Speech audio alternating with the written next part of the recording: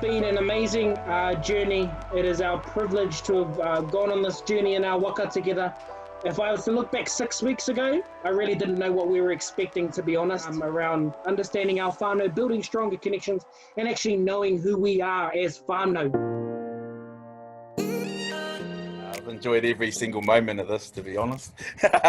I've learnt a whole lot of good things.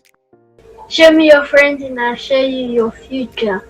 Oh boy, kia ora. Ka pai e hoa.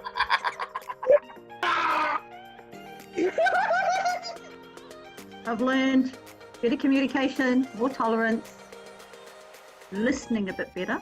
Remember to ask how your whānau are and be prepared to listen to understand.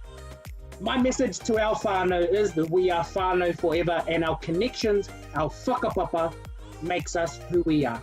So our connections and our relationships with each other, our whakapapa, is the key to our well-being. My message to our whānau is recognise and get to know the four walls of your whare, of your te whare tapawhā, and then from then on, we can work on each area of our whare to strengthen our whole whānau. I haven't made the best decisions growing up, but that doesn't define who I am.